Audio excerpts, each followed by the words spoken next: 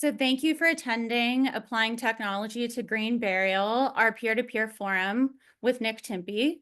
He is the CEO of Web Cemeteries, where for the past 15 years, he has built exceptional teams and processes for helping cemeteries computerize records and leverage technology. Nick is the Dean of the ICCFA University College of Technology, a member of the ICCFA Membership Committee, and is a frequent industry speaker and article contributor. Nick is a certified crematory operator, has a bachelor's degree in government from Patrick Henry College, and enjoys brewing kombucha and playing basketball in his free time. So thank you so much for being here today, Nick. We're glad you could make it. And without further ado, I'm going to turn it over to you. Thank you very much, Mara. It's a pleasure to be with you guys tonight. I'm excited to unpack a little bit of how we can apply technology into green burial.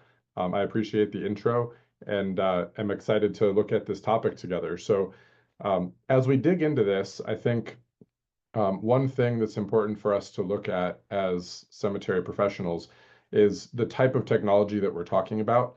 Having worked with cemeteries and applying technology with cemeteries for over 15 years now, I know there's a wide spectrum of how technology can be applied. And sometimes technology is actually more of a negative word when it comes to family service and the way that we serve the customers that we're working with. So I'd like to start with defining some terms, but doing it through a story. So don't get worried. I'm not going to throw Merriam-Webster's up in the wall in front of you here.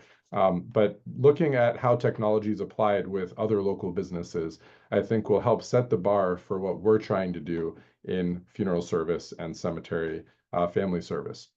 So looking at that, I'm right now in my hometown of Kutztown, Pennsylvania. So if you're not familiar with Kutztown, we are a small college town. So here you've got Kutztown University. There's about 8,500 college students that outnumber us almost 2 to 1. The town residents are about 4,500 strong.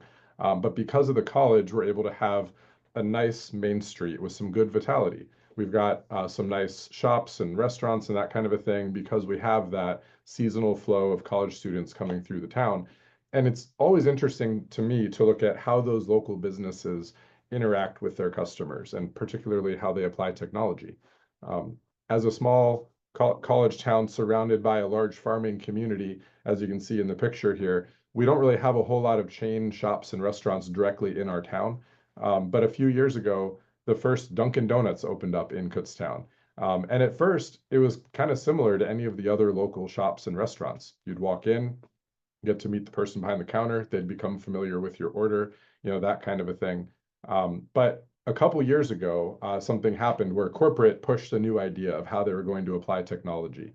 And you'd walk in, and all of a sudden, this guy was here. It wasn't there before. It was a kiosk standing right there, actually drawing you away from the counter and away from the staff that are trying to serve you. So now, obviously, Dunkin' Donuts is no local cemetery and is certainly no green cemetery. So their goals are a little bit different, but I want to talk through that application of technology and the impact it has and contrast it to what I think we're trying to achieve. Now, when I'm driving around town with my 8-year-old and 5-year-old in the minivan, I definitely appreciate the technology. I'll probably order ahead and maybe go through the pickup window instead of even going inside. But that's not what we're doing. We are not a commoditized, get it done as quickly as you can kind of a service with what we're offering to our families. We're trying to have that level of personalized attention. So I think a better illustration of how to apply similar technology is actually here with my friend Colleen. Colleen and her husband own Heart and Hearth Deli in Kutztown, and I think some of you are dialed in here from the South, so I'm going to step out on a limb and maybe offend some people, but I'm going to say Colleen and her husband smoke some of the best meat and make some of the best sandwiches that I've had, even traveling a lot around the country. And if you don't believe me on that or don't trust that, come to Kutztown and I'll get you a sandwich.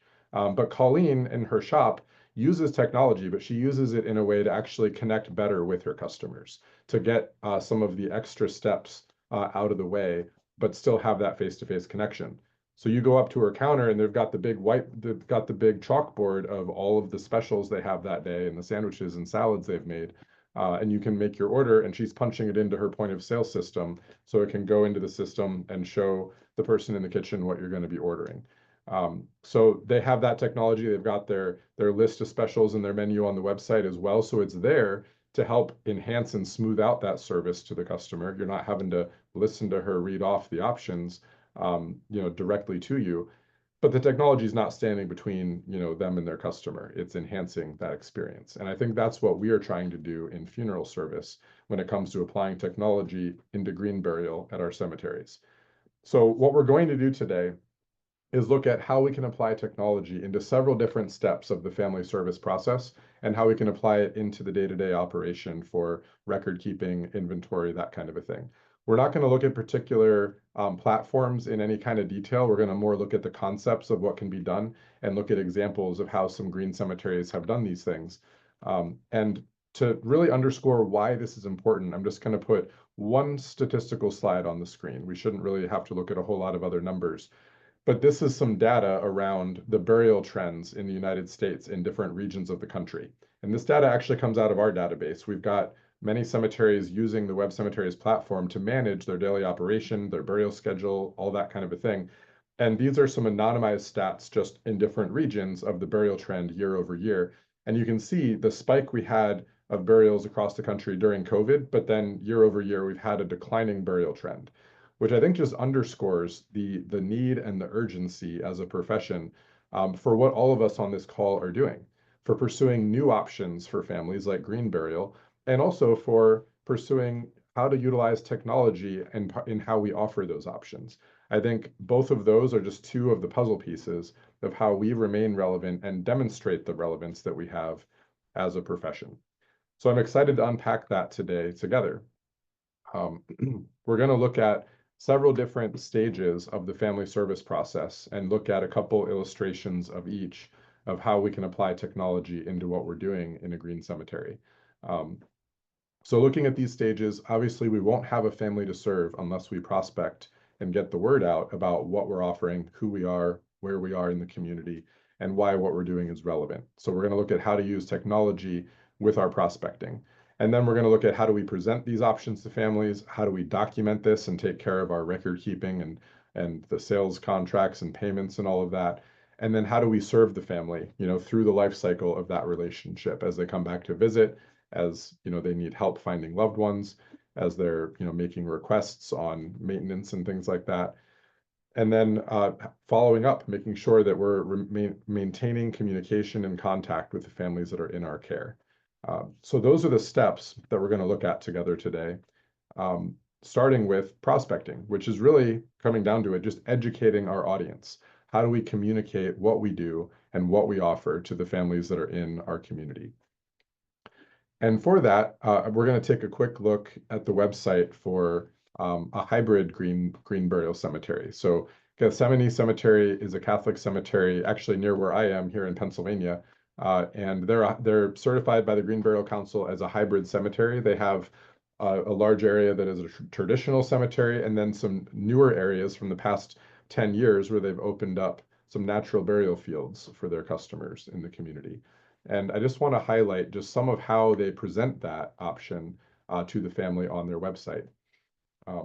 So going here and looking at their website, it's really critical, obviously, to make sure that the information is readily available to the visitor who's looking and who's trying to find the options that are out there in their community. So just having everything readily discoverable, main menu item being burial options, although we jumped right into that page. They're using that social credibility, showing their Green Burial Council certification right there at the top to show that this isn't just a concept that Gethsemane came up with. This is something that is credible, that's actually been peer reviewed, that's gone through a certification process. And then they make sure that they have, good, photo documentation of what they're offering front and center, high quality imagery of what is available to these customers. And critically, they're using some great marketing techniques in terms of just really hooking the customer and getting contact information that they can use for their follow-up. As a relatively small operation, Gethsemane has, I think, about 5 or 6 people that work in their office. They are actually very sophisticated when it comes to their use of technology for prospecting and follow-up with families and that kind of a thing. So here on their green burial page, a visitor can see, oh, there's a green burial guide. It's going to have a white paper, more information available about this topic, and they can put in their name and contact info, and then they'll be able to download that information, or they can request additional information beyond what was in the white paper. But behind the scenes, what you're not going to see is that Gethsemane has a robust system set up for automating the follow-up and the correspondence with these prospects that they're talking with on their website.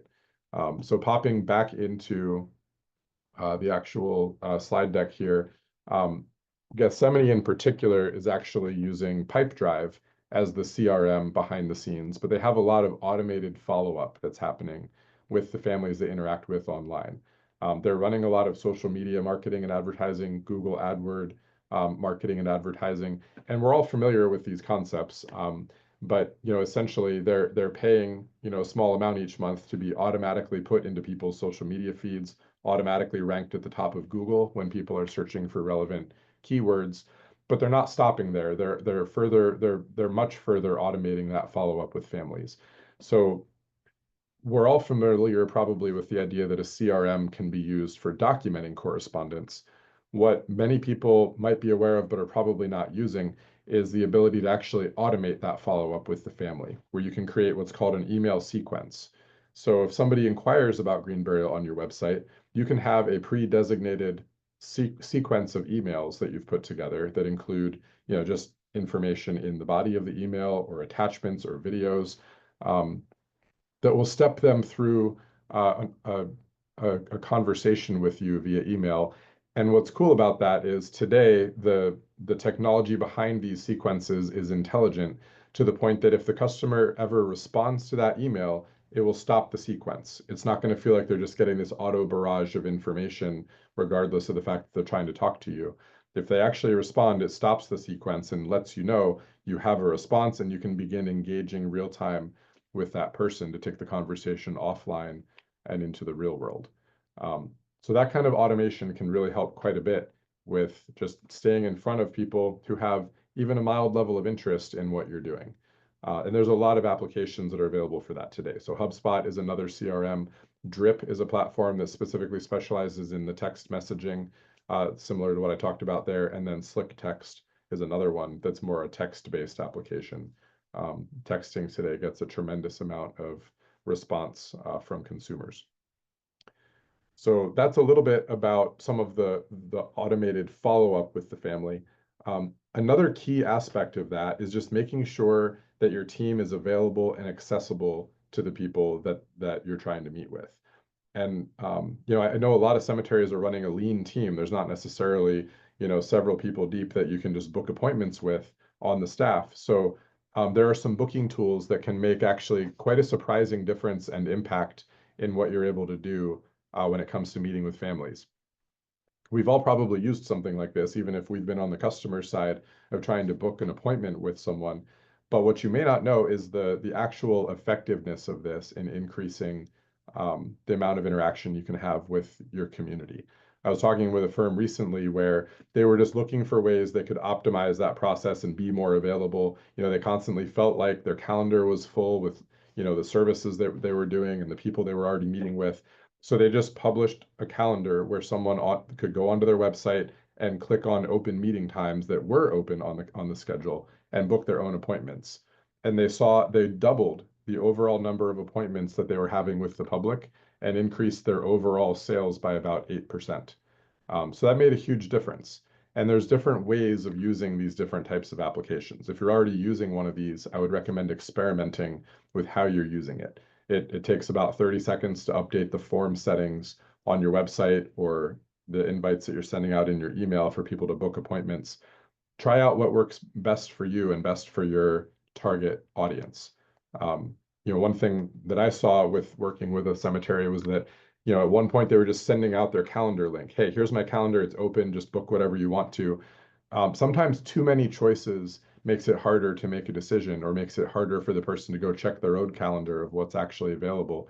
They started instead just emailing back with 5 open meeting times. And that was not very many to choose from, but it actually helped people make a decision more quickly and increased the response rate they were getting for booking those appointments. So next, looking at how we educate the customer, we get in front of the customer, and now we need to present to them, how can we relate to them what is available at our cemetery. And this is where there's some really awesome options today for green cemeteries that didn't exist even a few years ago. Um, we've all seen this software or these types of things used in different contexts, but today we're going to look at it particularly as it relates to a green cemetery. Um, so Google Street View we've all used. I was actually just using Google Street View a couple months ago. I was going to be going out to California for a cemetery conference. My family was going to come with me, and we were going a couple days early so that we could, visit my sister and that kind of a thing. And my 5-year-old had never been to the beach before. I mean, he was born a month before COVID, so there's a lot of things he hadn't done until the past few years. But he was really excited to see the beach, and we wanted to pick, a hotel that was actually on the beach that was going to give him a good experience for that. So we researched hotels, but we really spent a lot more time looking at the Google Street View so we could actually see like what does the beach look like, how far is it from the beach, that kind of thing. And it really helped us make our decision. That was the primary factor, in fact, in making our decision. Um, and the same thing can be true for your cemetery. So if we look here, another platform that's available is called Matterport. I'll talk a little bit about the differences between these two, but something you may not know about Google Street View, you used to have to hire a licensed Google photographer to take pictures and load them up into the Google Street View application. That's no longer the case. You're actually able to do that yourself. If you have the right app, you can use your smartphone, or you can buy a 360-degree camera to take higher quality photos and load it right into the Google Street View application. And some 360 apps like Matterport actually feed into the Google Street View application. You can take the pictures in Matterport and feed them up to Google Street View. And where that's incredibly valuable is those Street View images become part of your Google business listing. So your Google business listing, when someone searches for your business name or cemeteries in your area, one of the things you're always going to see is a pack of local businesses showing up at the top right-hand side of Google, or at the top of your map search if you're doing it from your phone. And that's free advertising, free exposure to the local community. And the 360 images are part of what shows up there, the Google Street View images. So it's a great way to get the concept of green burial in front of a family, right there on their device or in their home. So let's look at how Matterport does that. We're going to open up this Matterport image for a green cemetery, the Bridge of Peace. And you can see here, it starts out with what they call their dollhouse view. You're looking from above and from the side, zooming into that picture. Because what's happening here is you can actually use your smartphone or a 360 camera to take these pictures. You put the camera or your phone on a tripod, and it automatically rotates to take the 360 picture, and then you move the tripod to the next viewing point and take another image. And it's stitching together all those pictures as you go to build that dollhouse view of here's what the whole property looks like from an aerial or side perspective. And then you can zoom into any part that you would like to see. And you're able to pan around and see everything in these images, um, and get a really great perspective of what this property actually looks like from it, in person. And you can zoom in. You can also click each of these little circles is going to take you to that next vantage point. So you can basically walk through the image to get an idea of what this part of the property looks like. Um, and there's different options that Matterport offers. You can set up what they call tags right inside the image. So kind of similar to this 360 button that'll just kind of zoom us across the field, you could have a big pin right there over top of a feature or area that you want to describe. So maybe, you could have a pin that'll open up and have a description of green burial and the type of options you offer, or a video from you to the visitor to kind of create a virtual tour in this environment so people can not only see what's there, but also get your description or narration as well. Um, so this can be a really powerful, effective option. There's a lot of ways this can be used. Obviously, during the presentation and selection process with a family, this is invaluable because you might have a family coming on a bad weather day or that you're helping from out of town, and it allows you to still serve that customer and help them make a selection, understanding fully what they're actually going to be getting from you. Um, so we're going to jump back into the presentation page here. The next thing we're going to look at is the documentation. How can technology help us with the record keeping, with the mapping, with the actual sale itself, with processing, installment plans, that kind of a thing. So, we all have some familiarity with cemeteries, and I know green cemeteries or natural cemeteries are going to typically be on the newer side. So you probably or hopefully already have some technology in place. But if you're familiar with traditional cemeteries, one hallmark of our profession, happens to be paper. So I don't know if this image is familiar to you guys from any of your offices or any of the cemeteries that you've visited. But we certainly can generate a lot of paper when it comes to tracking, you know, where does someone own property, what's available for sale, who's buried where in the cemetery. And some of those things can be complicated even further when it comes to tracking in a green cemetery, because we don't have the same kind of natural, or not natural, but same kind of grid systems and same kind of reference points of physical memorials and markers. So things like the mapping and inventory management can be challenging if you don't have, a system in place to actually help handle that. So we'll talk a little bit about what that looks like, and also just the implication of technology on how you can automate a lot of those manual steps in the process. When it comes to the paperwork itself, one thing that happened during COVID that really pushed everyone forward a few years was the idea of adopting e-signatures or digital signatures, using like DocuSign or Adobe Sign or something similar to that to be able to collect a signature remotely instead of requiring a wet signature on a physical piece of paper. And while that was a step forward, I want to suggest that it's really not that significant of a change. There's a much more fundamental change that can happen to the sale process that I think has a big implication on the experience that we can offer to a family. So keeping in mind, even when you're using something like DocuSign or Adobe Sign, you're probably still filling out either a physical piece of paper or a fillable PDF where you're manually entering, all of the customer's details, what they're buying. You're relying on yourself to do math and that kind of a thing on their purchase price and their payment plan.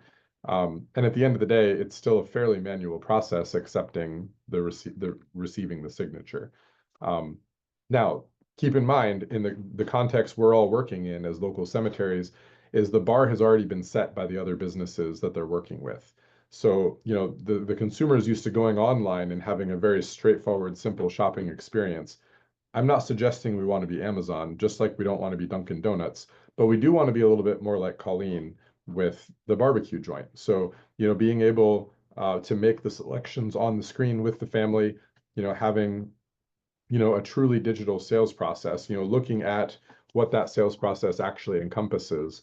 Um, sans technology, you're probably looking at spreadsheets or paper maps of what property is available and referencing price books and, creating payment plans manually. And there's another option of how to do that today with different platforms that are on the market. So looking at a truly digital sales process, being able to have a point of sale system for the cemetery where you can look at a digital map and know, here are the properties that are for sale. Or, I've worked with some green cemeteries where there is no pre-designated location of spaces. You simply have an area of land and the family can walk out and choose a spot, and then that spot is mapped in the software that you're using at the point of the sale, collecting a GPS coordinate to have very precise location of where that resting place is going to be. But at the end of the day, having the technology in place that you have essentially a point of sale system for your customer, that as you're standing out there on the field, you can use your phone in your hand to show them, here's the spot that we're going to select for you today. Here are the other options in terms of opening the grave or, any sort of possibly natural memorial that might be put out on, or any shroud that might need to be purchased. So all those selections being made and automating the calculation of the total price or a payment plan, or even automating, charging their card or bank account monthly for the payments that need to be made.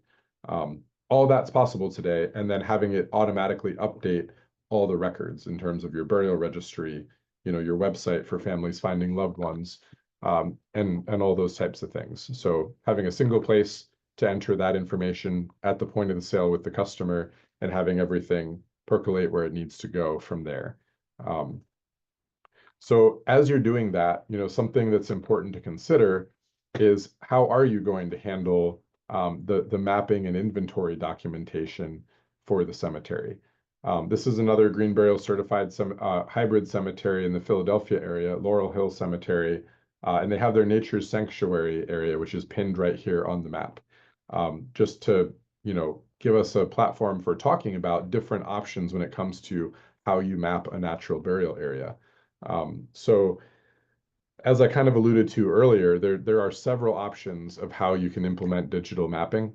One would be, if you've pre-designated the spaces of where they're going to be throughout the natural burial area, you can use any type of aerial imagery, whether it's a Google satellite image like this, or sometimes, depending on your tree coverage, it's better to go and purchase other satellite imagery when the leaves are down, or to take a drone flyover. But essentially land on the imagery that you're going to use, and then you can draw that inventory or have your survey maps, loaded into that environment where you can see those locations outlined and color coded on the map. So you know who's where, what's for sale, and all of that's updated real time through your point of sale system to be able to know that as soon as a space is sold, it's marked as sold and not going to be sold to the next customer that comes in the door. Um, so that's obviously one option, taking that flyover or taking the imagery from the satellite and then drawing the inventory in advance. That gives you inventory controls in place to know that you have a definitive idea of what's for sale, who's buying it, when it's actually sold. All that's updated real time. But like I said earlier, not every natural burial park works that way. So we've worked with some cemeteries where they just have an area like this. Maybe there is a walking path laid out like you see here, but they haven't predetermined where anyone's going to be laid to rest. They simply let the family walk out there with a staff person, and when they find something that resonates with them, they say, "This is where we'd like to purchase." And then what the cemetery does in that case is takes a GPS reading with a highly accurate device. Like your smartphone is only going to be accurate within 5 or 10 feet, depending on a number of conditions like weather and tree coverage and things like that. But there are affordable commercial grade GPS units that will let you get a very high degree of accuracy, down to the inch of where you're standing. And then you can read that latitude, longitude coordinate into your point of sale system so that you're able to know with very high precision where is that location. Because obviously, we all know, even in a traditional cemetery, a lot of the reference points can change over time. Where's the tree where we laid mom to rest, or the fence was taken down, or the road was taken up. Even more so in a natural burial sanctuary where, you have trees naturally falling and you have, all sorts of other things that could just change over many, many years. So that GPS coordinate is really essential because that is not going to change. The positioning, the geopositioning on the Earth is not going to change, and we need to be able to mark and track that location. So look, we just kind of overviewed a little bit of some of what's possible from a documentation standpoint, from an actual sales process standpoint of creating all the documents and sales record that we need for our customer. Let's take a moment to look at, how do we then continue serving that family in the months and years ahead? I know with traditional cemeteries, as well as I believe green cemeteries, you have the times where maintenance requests come in from the family that, hey, maybe there's a tree that's fallen over the pathway, or maybe there's, something that needs to be done to address an issue out on the property. And a lot of times those work orders can be lost in translation, or it can be difficult to document, track, and communicate what's happening on the grounds. So sometimes it looks a little bit like this. Um, hopefully not exactly like this, but it can be a little bit hard sometimes to get all those details translated across where they need to go. And again, the bar's already been set in terms of what the customer is expecting in responsiveness and the transparency of work that's happening in the cemetery. So I'd like to illustrate that. Most of us are probably familiar with the Domino's pizza delivery tracker. That's actually first debuted in 2007. So it's been around a while now, but it's really evolved a lot over the years in terms of what a customer can do to order and track a pizza. And of course, if they want to know what stage of the process their pizza is at, information about mom's grave is even way that much more important. Um, so, with this app, you're now even able to be sitting out, in the park with your kids, sitting at the picnic table and say, hey, we're hungry for a pizza. And you can actually drop a pin location of where you're sitting in the middle of the park, and Domino's will make that pizza and deliver it right to you. You can even do things like program the ability that, hey, if my favorite sports team is having a home game on a Friday night, I want this kind of pizza automatically made and delivered to my house at 6 o'clock. You don't even have to do anything. It just automatically happens every time those real world events line up together. So when that kind of automation is available in the real world for our customers on things like ordering fast food, there's also automation available for how we serve our families when they're coming to the cemetery.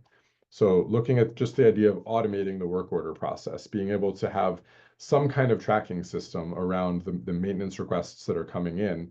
And there's plethora of apps that are available for this. Some of them are going to be built right into your cemetery management system or point of sale system. Others can be used across, across many industries, work management applications like monday.com or all sorts of things like that. So at the end of the day, though, having the ability to create a work ticket, georeference where the work needs to happen, on a satellite image or with a GPS coordinate, and then describe the work, have a checklist of tasks, and be able to automate email or text communication between the parties that are responsible and the parties that are requesting it, and having the ability to attach photo documentation of your work. All of those are just really key to having, clear communication, great collaboration with your team, and then better visibility for your customer. As soon as the crew on the grounds marks it as done, the crew in the office knows they can call the family or just forward the picture that was sent to the family so they know that their work is done. Um, Another area when it comes to continuing to serve families over the term of your relationship, over the months and the years after the service, can come into when it comes to memorialization. And I'm sure as Green Cemetery Natural Burial Park professionals, you all have looked at memorial options outside of the traditional physical options at a traditional cemetery. But digital memorial options are a really great way of just further engaging that family in the months and years after a service has happened. And for that, we're going to look at, this is a cemetery in upstate New York that has offered an online memorial option for their families. And then during COVID, they really stepped up the way they were promoting that to their customers. They started hosting webinars where they were offering the families, hey, come onto the webinar. We'll just educate you more on how you can share the photos and the pictures and the stories of your loved one that's been laid to rest at the cemetery.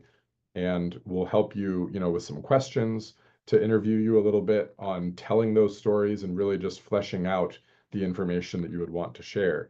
Or we'll help you with crafting an email or a letter to go out to your friends and family to solicit them to go and share the pictures and stories that they have of your loved one.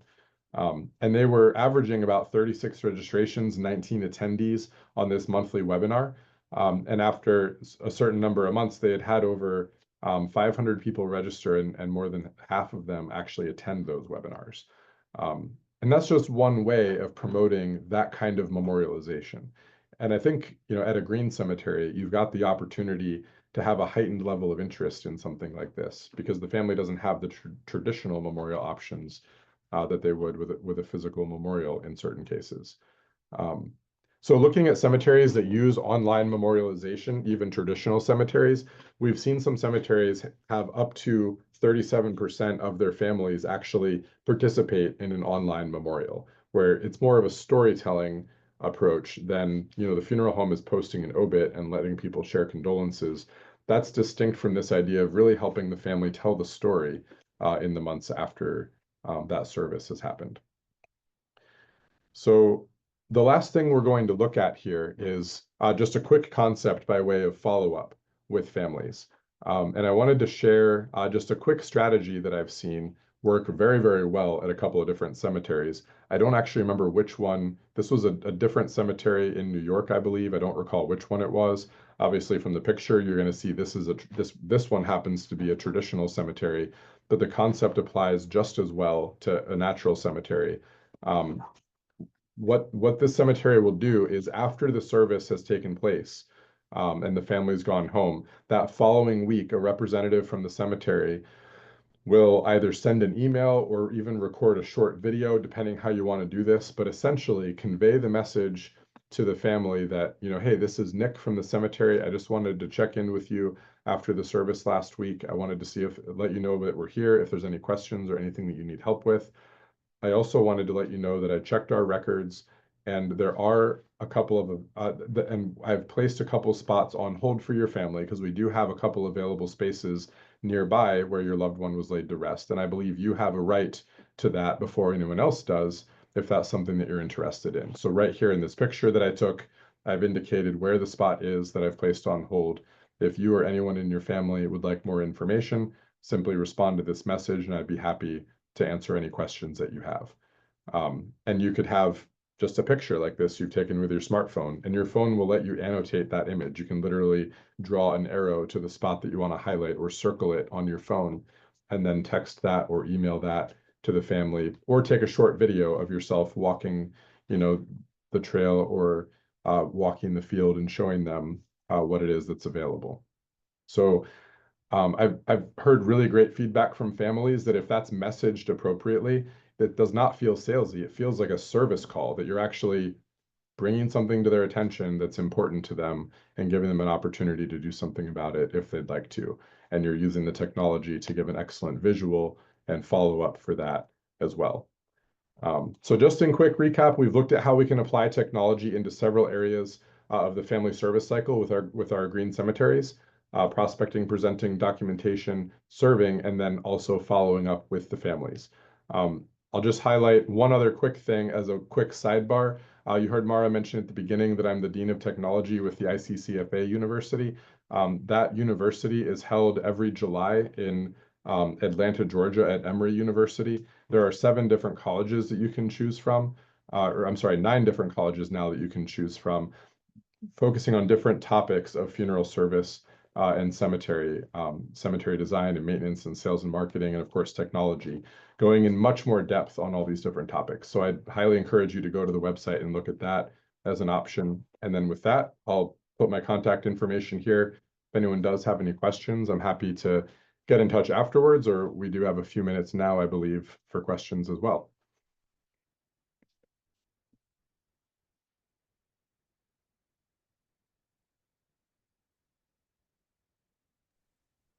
Thank you so much, Nick. That was so informative. And if anybody has questions, I see we have one coming in. You can drop them in the chat and I'll go ahead and read them. So the first one that we have is, where did you get the information on the percentages of green burial? So the percentages of year-over-year burials at the beginning of the presentation. So that was actually overall burial trends in the United States. It was not only green burial, although it did include green burial. And that data actually came directly out of the Web Cemeteries database. So we have many cemeteries across the entire country that are using the Web Cemeteries software for managing their daily operation, managing their burial schedule, and they're using it as a point of sale system for writing their contracts and all that. So that's real-time data of how many burials those cemeteries are doing each and every day. And what we do each year is we look at the year-over-year burial trends to see in different regions of the country where there, more or fewer burials that year in those regions. So that's where that data came from.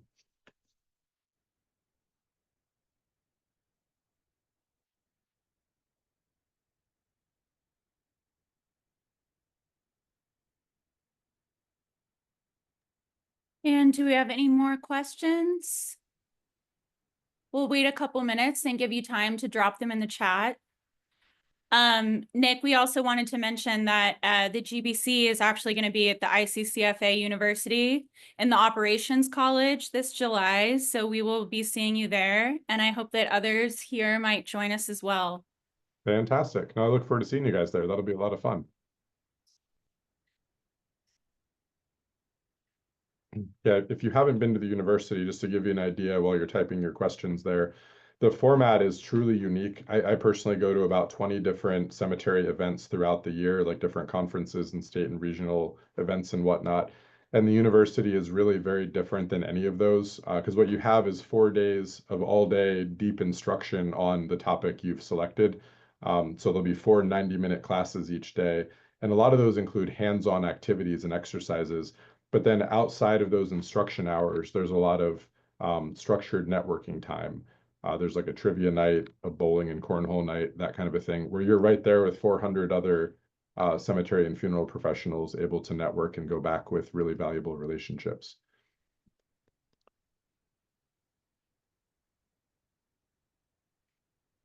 I'm not seeing any more questions come in. Okay. Um, if you would you like to speak a little bit more about Webb Cemeteries itself? Sure. Yeah, I didn't want to make this an infomercial, but y'all are free to drop off. But yeah, Web Cemeteries, we've been in business for 18 years. Our sole focus and purpose is to help cemeteries apply technology into their daily operation. So we have a team of over 20 people. We work with many cemeteries all across the United States and Canada. And we've built a platform, a cloud-based software that you're able to use for the daily operation and management of your cemetery and the family interactions that you're having. So you're able to look at an aerial map of the cemetery to see where all your locations are. It's real time going to be color coded to what's sold, what's available, what's occupied, and allow you to have really that point of sale kind of experience when you're selling to a family. So instead of filling out paperwork, you're actually making selections on the screen, and what that does is it generates the signable contract, allows you to do the signature electronically, allows you to process the payments electronically, but it also will update all of your records across the platform. So your map is updated, your burial register, the online lookup for locating loved ones on your site is also automatically updated. Uh, and you can also automate the work order tracking as well. So you can kick off a work order to let your team know that you need to open a grave, or let your team know that you need to order and install a natural monument or marker, and have automated communication of those types of things. So in a nutshell, that's what we do. If any of you all are looking for more information on that or solutions on that, I'd be happy to tag up on a call offline and learn more about your operation to see, how you're currently managing your maps and records and that kind of a thing, and see if there's a fit. And did you say you were going to drop your contact info in the chat? Oh, I it's up can, on this. yes. Yeah, it's up Right. on the screen here. I can also drop that in the chat if that'd be helpful. Or if you'd like, I'd be happy to also email the slide deck to you if you want to distribute that to anyone as well. That'd be wonderful. I will be sending this recording out to everybody who signed up. So people who weren't able to attend live will also be able to watch. So I'll go ahead Perfect. and attach that with that email. And we had Sounds one more great. question come in. What is the best system to use to get the most accurate geographic coordinates? The best system for the most accurate geographic coordinates. There's really, I'm not going to say there's one system that's the best at that. It depends somewhat on variables of what type of property you have, and also some of what your goals are. So, like I mentioned earlier, there's some green cemeteries where everything's laid out in advance, and your goal is to really create a visualization of that, the predetermined property locations, so you can see where all those are. And then there's others that you're kind of letting the family choose as they go, where that placement's going to be. And the type of technology you'd select would be different in those situations. It's also going to be different depending on the amount of tree coverage you have or the slope on the ground that you have. But there's several good options that are out there. Our company, we personally use, we've built our mapping software on the Google Maps platform. So you're able to look at an aerial image of the cemetery and either lay the property out in advance, or you can go out with a GPS unit and collect a highly precise GPS coordinate and display that on the map. There's other, like Esri mapping is another powerful platform that allows different layers of information to be displayed. But there really are kind of several options depending on the specifics of what you're trying to do.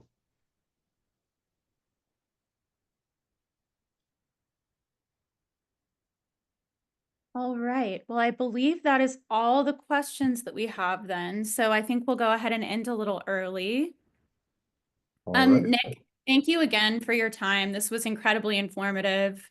Thank you. Having been out there just today with tape measures, trying to find plots in a natural burial cemetery, this was very refreshing and informative. Awesome. Um, Well, thank you. I appreciate the opportunity. And our next public webinar will be on Wednesday, May 28th at the same time, 6 p.m. Central, 7 p.m. Eastern. And that one is going to be on creating digestible data, explaining green burial to the public. And our guest for that will be Lee Webster. So we're very excited to have her next May. So thank you all again for attending, and we'll see you next time. And thank you, Nick, for your time. Thanks very much. Bye-bye.